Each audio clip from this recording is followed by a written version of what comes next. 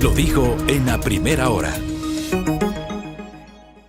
Bueno, querida audiencia, retomemos los temas de la gran agenda nacional. El tema eléctrico, que sin duda sigue generando una enorme preocupación en el país. Ayer valoramos en este espacio la gentil aceptación de una entrevista por parte de Rafael Quintero, viceministro de Electricidad, que un poco había puesto en el contexto cuál es el panorama, la llegada de la barcaza el último fin de semana, de la barcaza turca, en un contrato que ha sido observado por algunos sectores. El gobierno defiende la transparencia de ese contrato, lo hizo ayer el viceministro, más allá de que algunos sectores han cuestionado la naturaleza de ese contrato. Por otra parte, hubo un anuncio el último fin de semana por parte del ministro de Energía, Antonio Goncalves, respecto de la adquisición de nueva generación. Decía el ministro el último fin de semana, se refería justamente a la instalación, por ejemplo. Había publicado el 29 de julio, se han instalado y probado 5 motores adicionales en la central Santa Elena, lo que permite la entrega de 8.5 megavatios adicionales de energía al Sistema Nacional Interconectado. Dentro justamente de los anuncios que había generado en su momento el señor ministro de Energía. Y el 3 de agosto, eso lo hizo el 29 de julio, y el 3 de agosto informó que se hizo la adjudicación y la firma de contratos de energía adicional que se instalarán en Quevedo, Salitral y arrendamiento de generación flotante en las esclusas, que suman un total de 250 megavatios. Lo de las esclusas tiene que ver con la barcaza y nos lo explicaba ayer Rafael Quintero. Esto para enfrentar la crisis energética y el próximo estiaje. Le quiero preguntar a un especialista en la materia que está con nosotros, Sebastián Rivadeneira. Él es especialista del sector eléctrico, en su momento también tuvo un paso por el sector público y visita nuestra mesa de trabajo. Sebastián, bienvenido, ¿cómo está usted? Buen día. Muy buenos días, mi querido Fabricio, y toda esta excelente radio audiencia que nos escucha. La verdad sigue habiendo mucha preocupación porque la información que están brindando las autoridades es incompleta. Han manifestado que el costo del kilovatio hora de la barcaza es de alrededor de 14 centavos. Sin embargo, ellos no están considerando también el costo de la energía, el costo de la compra del combustible. Entonces recordemos que es un HFO6, es un búnker producido en la refinería Esmeraldas, que no es de la mejor calidad.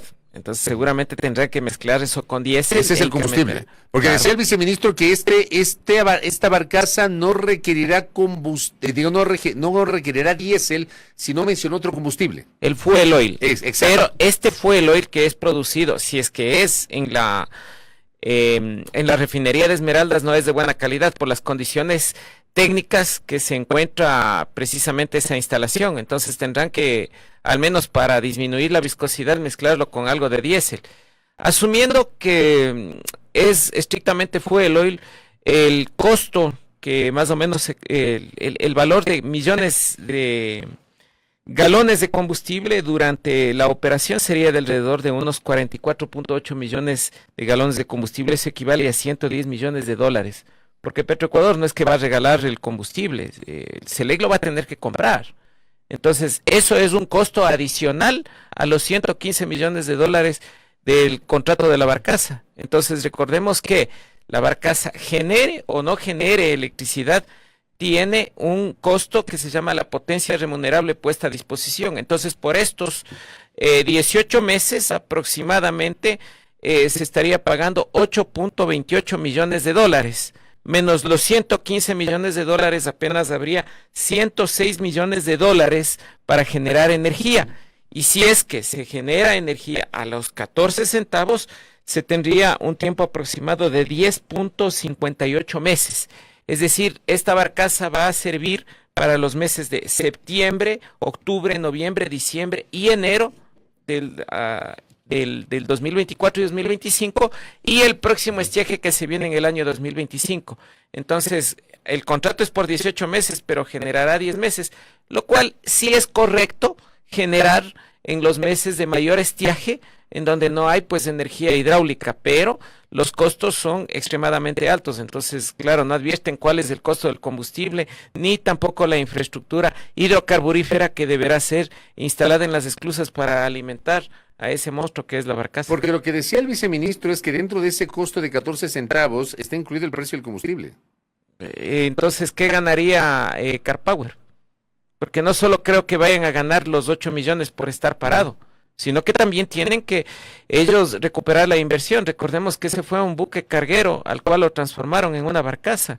Entonces, aproximadamente la instalación en tierra de motores de combustión interna para generación térmica es a $1.000.000 el megavatio. Entonces, si es 100 megavatios de la barcaza, entonces deberían por lo menos recuperar su inversión y ganar algo.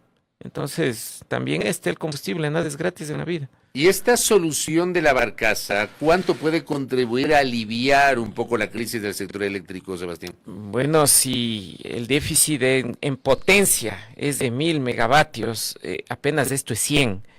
Es del 10%. Es del 10%, o sea, es un paracetamol, ¿no? Es algo pequeño nada más. ¿Ayuda en algo? Sí ayuda en algo, pero no va a ayudar a las 7 de la noche, que es cuando tenemos la demanda pico, exactamente.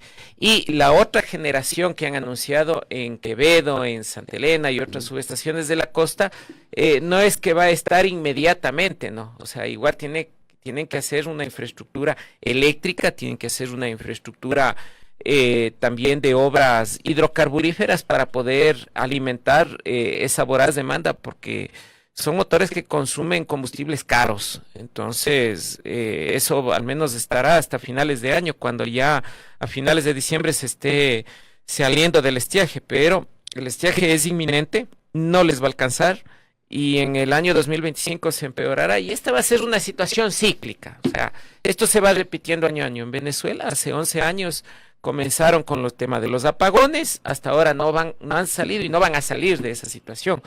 Empezaron con el déficit de producción petrolera, también le ha sucedido al Ecuador lo mismo. Empezaron con el tema de seguridad, al Ecuador también le está sucediendo lo mismo. Lo único que no ha sucedido aquí es un adoctrinamiento de las Fuerzas Armadas, pero estamos padeciendo similares problemas en la parte eléctrica. Pero acá supuestamente el temor era que nos convertamos en Venezuela, mire usted. Pero lamentablemente, o sea, no es cuestión de un gobierno de izquierda, de derecha, de arriba, de abajo. Aquí es cuestión de poner a la gente competente y honrada para aquello, porque si no hay el conocimiento suficiente para solucionar estos problemas y solamente se designan a estos altos funcionarios por amistades, por familiares, por coyuntura política, lamentablemente eso le va a seguir hundiendo al país. El viceministro Rafael Quintero ayer, por ejemplo, explicaba que la proyección climática es poco o nada alentadora, que es probable que este estiaje sea todavía más fuerte y más seco que el del año anterior, se va a parecer al del 2023, decía. Ahora mismo los caudales están bajos, por ejemplo, en Masar. Hablemos de la situación de las hidroeléctricas. ¿Qué sabe usted y cómo está en el momento Paute? ¿Cómo está Masar? ¿Cómo está Coca-Cola Sinclair? ¿Cómo está San Francisco? ¿Cómo está Goián, allá en la provincia de Tungurahua? ¿Cómo están las principales hidroeléctricas del país? A ver, las principales hidroeléctricas continúan trabajando de manera normal, ya que, o sea, se han reparado todos los elementos de las turbinas, elementos mecánicos y pues todo lo que conforma una central hidroeléctrica. Están cumpliendo los programas de mantenimiento. El problema es que la mayoría de las centrales hidroeléctricas del país son de pasada, solamente Paute y por ahí Pisayambo son las únicas centrales de embalse. Entonces, no existe la reserva energética suficiente. O sea, sí había un proyecto en Tungurahua que era Habitagua, que precisamente pretendía formar un embalse en el río Pastaza, un embalse tan grande como Masar, que seguramente hubiese servido como una reserva energética, sino que lamentablemente los gobiernos de turno hacen caso omiso o ni siquiera toman en consideración este tipo de proyectos. Ya vino una comisión de Corporación Mitsubishi, se entrevistó inclusive con el presidente anterior, pero el cambio de los gerentes lamentablemente impide que estos proyectos continúen, esto sumado a los conflictos de intereses de otros contratistas, ¿no? Estoy hablando de la administración actual de SELEC, que es una continuación de la administración anterior de Gonzalo Quillas. Pero hoy, por ejemplo, ¿qué sabemos del comportamiento de los caudales en las hidroeléctricas? Por ejemplo, Paute. Bueno, en el tema de Paute están con mucho temor todos los azuayos, porque ya son casi 21 días que no llueve. que no llueve o sea, ellos dependen mucho de los páramos Claro. que se encuentran especialmente al norte de la provincia para aumentar la subcuenca del río Pauta y sus afluentes. Entonces, no tienen energía, no tienen el suficiente caudal. Ahora, los estiajes que tienen mayor severidad tienen digamos, una fluctuación o un ciclo de cada 13 años. Entonces, recordemos cuando pasó Sixto, cuando pasó Correa, luego vino Lazo, entonces cada 13 años vienen marcados estos periodos. Sin embargo, hay que tomar en consideración que han existido otros fenómenos naturales, de acuerdo a estudios que ha realizado la NASA, sobre los años más calurosos, desde el año 2022-23 proyectado hasta el año 2027. Entonces, lamentablemente, si nuestras hidroeléctricas y la energía del país está dependiendo solamente de eventos meteorológicos, las autoridades debieron ya iniciar otras soluciones inmediatas de energía firme, ¿no? Y no solamente depender de las centrales hidroeléctricas o de ciertas térmicas, sino de otras fuentes energéticas como es la nuclear y la central a Una carbón. de las cosas que también ha generado preocupación es la situación de Coca-Cola Sinclair, sobre todo por la presencia de sedimentos en su momento cuando teníamos abundancia de lluvias, pero además la erosión regresiva del río Coca. ¿Cómo está la situación hoy de lo que usted conoce en la Coca-Cola? Bueno, está a 6 kilómetros de distancia de la captación. Iniciaron ya obras de retención a través de la construcción de diques que lamentablemente no contuvo en nada el difícil comportamiento del río Coca. Entonces, sí se ha estimado que entre 3 y 5 años la erosión pudiera avanzar y regresar y llegar hasta la zona de captación, con lo cual colapsaría.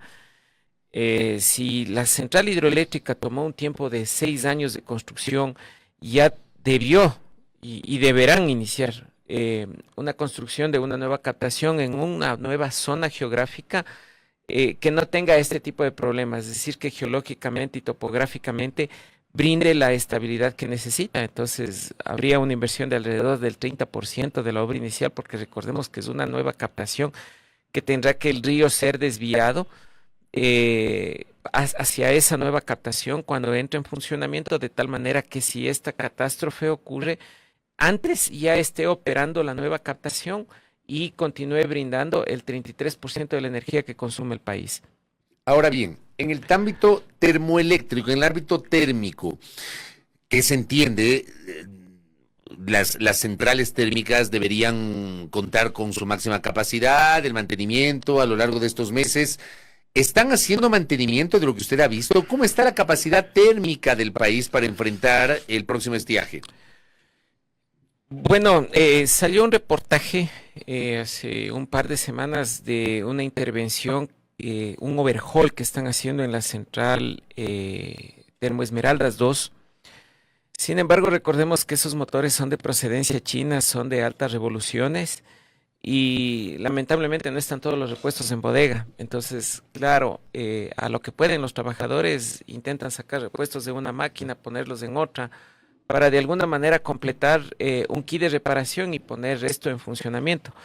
Lo mismo ocurre en otras centrales térmicas, pero lamentablemente, como los contratos los hacen a través de intermediarios y no directamente con el fabricante, no siempre les venden los repuestos originales. Entonces, esto ocasiona que a las 400, 500 horas de operación, las máquinas nuevamente fallen. Y si a esto se suma que los procesos de contratación se caen, ¿por qué? Porque cuando no son favorecidos estos intermediarios, impugnan ante el CERCOP. Lamentablemente, la ejecución de las partidas presupuestarias, el presupuesto devengado y comprometido en las centrales térmicas todavía sigue siendo bajo. Entonces, estamos ya casi a 2/3 del año y ni siquiera han llegado al 30% de ejecución. Entonces, Yo le hice esa pregunta al viceministro ayer, porque justamente hay un trabajo del Observatorio del Gasto Público de la Fundación Ciudadanía y Desarrollo que había hecho una valoración de el gasto a nivel de inversiones, la ejecución presupuestaria en materia de inversiones en lo que va del año. Y por ejemplo, en el ámbito de energía la ejecución es baja. Y claro, él decía algo que que realmente asusta y es el hecho de que hay servidores públicos, ese es uno de los factores que decía, hay servidores públicos que tienen mucho temor en ejecutar, en firmar, en convertirse en administradores de contratos por lo que pueda pasar después con la Contraloría. Usted ha sido servidor público, Sebastián. ¿Hay ese temor en el sector público y, por ejemplo, en un sector tan sensible y estratégico como el eléctrico, de no firmar contratos porque mañana o pasado se puede pensar que la Contraloría los va a perseguir? Quien firma los contratos es estrictamente el representante jurídico legal de la empresa, es decir, los gerentes o presidentes ejecutivos. Pero quienes mueven toda esta maquinaria son precisamente los funcionarios de mandos medios, en este caso se tiene que llamar. Entonces, lo que ellos tienen temor, y yo les entiendo, es cuando existen presiones de parte de los gerentes para que favorezcan a determinado contratista. Entonces, cuando vienen este tipo de presiones políticas desde arriba, ellos de alguna manera ven que eso no está correcto y prefieren que el proceso se caiga antes que continuar, y por eso es parte de los retrasos. Otra de las razones por las que no se ejecuta totalmente la planificación del plan anual de contrataciones es porque con los continuos cambios de gerentes, lamentablemente muchos de los que son colocados no tienen el dominio ni tienen un plan establecido previamente a asumir el cargo de todas las acciones que deben ejecutar. Entonces ellos recién están conociendo lo que se debe hacer y muchas veces eso no es del agrado de los trabajadores. Entonces los trabajadores dicen, vea, viene un economista cuando lo que necesitamos aquí es un ingeniero eléctrico para resolver estos temas. Entonces, como no tiene ese conocimiento, prácticamente se demora mucho tiempo hasta que el gerente conozca, entienda y se perfeccione. Entonces, cualquiera de los que están de candidatos o interesados ya debe tener un plan de trabajo definido y debe conocer la empresa para inmediatamente iniciar la ejecución de todas las obras de inversión que lamentablemente tienen un sistema burocrático bastante trabado, especialmente en la etapa de preparación, es decir, el estudio de mercado y esas cosas. Ahí es donde enfrentan muchos problemas los funcionarios públicos. O sea, hay un problema entonces estructural. Es un problema burocrático grande. ¿Por qué? Porque a medida que ha avanzado la corrupción han intentado poner nuevos filtros para sanear esto, pero no han logrado conseguir aquello. Pero, por ejemplo, en enero, a inicios del año, entró en vigencia la nueva ley de competitividad energética y me parece que en marzo apareció el reglamento. ¿Esa ley ha sido insuficiente?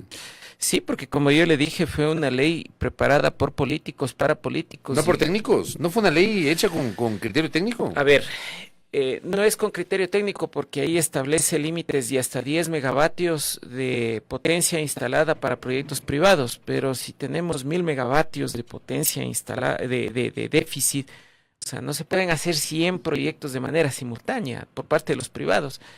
Y no existe el instrumento jurídico que brinde la seguridad que los inversionistas realmente necesitan. Recordemos que los requisitos para obtener un título habilitante son bastante engorrosos por parte del Ministerio de Energía y o sea, obtener un permiso ambiental por parte del Ministerio de Ambiente y otra serie de requisitos, lamentablemente, hacen que proyectos que ya tienen una data de 3 o 4 años se encuentren abandonados, precisamente por la falta por la falta del permiso ambiental. Por la falta de permiso ambiental y por la falta de muchos permisos y requisitos que ellos... El propio Estado no lo agilita. No lo agilita y para eso se debe hacer, como mencioné la vez anterior, una reforma integral a la ley orgánica del Servicio Público de Energía Eléctrica y reformar estas regulaciones de la ARCEN que lamentablemente ahuyenta a la inversión extranjera. Yo creo que el momento en que existe la figura de concesión en el cual el gobierno tiene determinadas fuentes energéticas como ríos bastante caudalosos, les dice a los privados, señores, aquí tengo un río, por favor, espero ofertas de la generación más barata, obviamente a cuenta y riesgo del en este caso del privado. El privado sabrá si hace la represa con adobes, con adoquines, o con el material que mejor considere necesario, y hace una inversión para 50 años. Obviamente es un negocio, tiene que recuperar esa inversión, pero a una tarifa que sea mucho más baja de la que venden las distribuidoras,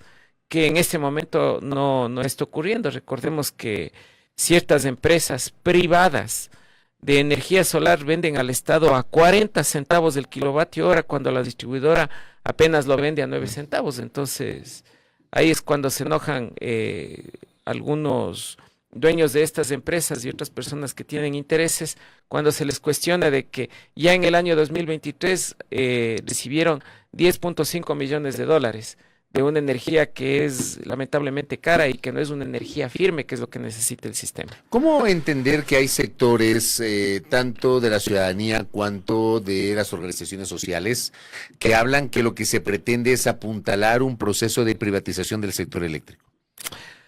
El proceso de privatización del sector eléctrico sería siempre y cuando vendan las acciones y los activos de las empresas a manos privadas, es decir, de las empresas eléctricas. Claro, de las empresas eléctricas, que son de distribución, públicas, de generación y todo eso, ya, eso. Pero y eso no se puede, ¿no? La Constitución lo prohíbe. La Constitución lo prohíbe y así ¿por qué se habla de privatización entonces? Porque existe un desconocimiento, un mal entendimiento de aquello. Cuando, o sea, lo que se tiene que decir de manera correcta es: vamos a concesionar nuevos proyectos que los van a construir los privados, y que después de 50 años eso pasará a ser a manos del Estado, o a partir de los 30 años, pero tiene que decir nuevos proyectos. O sea, lo que ya está construido, lo que existe, eso no se toca por ley, y no se toca porque es dinero de los ecuatorianos. Lamentablemente no transmiten de manera correcta la idea, u otros actores políticos confunden a la ciudadanía y dan esta mala información. Y lo último, energías alternativas, la energía eólica, por ejemplo, lo que vemos en Loja. Creo que Loja es un buen ejemplo de energía eólica con el proyecto Billonaco. ¿Se puede masificar la energía eólica en el Ecuador o no? Ya existe también el proyecto Huascachaca, que es otro de energía eólica.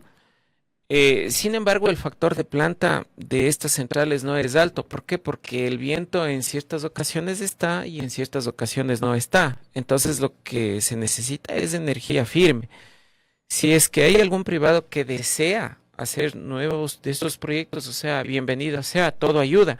Pero eso no es la única solución, o no es una energía firme, es una energía en base. O sea, lo que se necesita al menos es unos 2.000 megavatios de energía permanente todo el año, que no dependa de eventos meteorológicos. Entonces, yo he venido insistiendo en que la energía nuclear sigue siendo esa fuente de desarrollo que sí tienen las potencias mundiales, porque ahí no ocurren los apagones como sí ocurren acá. Y también las fuentes de energía carbón, que es la primera energía de mayor consumo en el país, y recordemos que el carbón es una fuente mucho más barata que los hidrocarburos y que otro tipo de combustibles. Entonces, si desean realizar energía eólica, o sea, bienvenido sea, pero no pensemos o no centremos nuestras esperanzas en que esa es la única energía.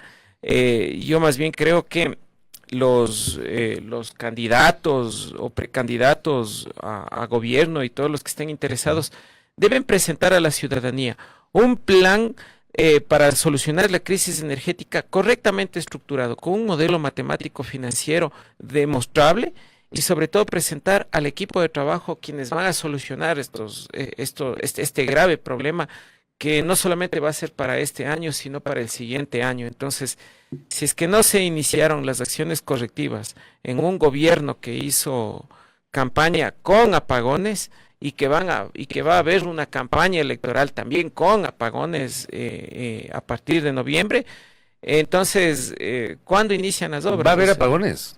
Pero es que usted predice que va a haber apagones. Eso es inminente. No hay forma de evitar los apagones. Si yo le dije que era una probabilidad de 75% ahora, yo sí ratifico aquello. ¿Por qué? Porque la demanda de energía eléctrica va creciendo. Y como la energía eléctrica de demanda va creciendo, ¿por qué?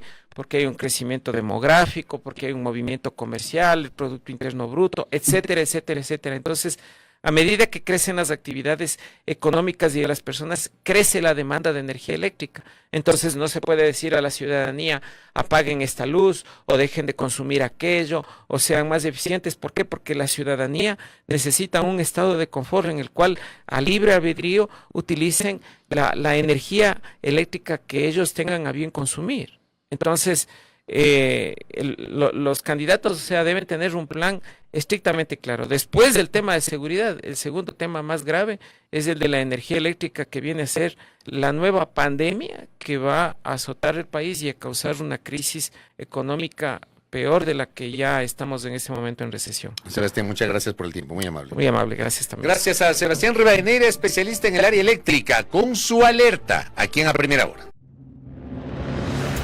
Primera plana.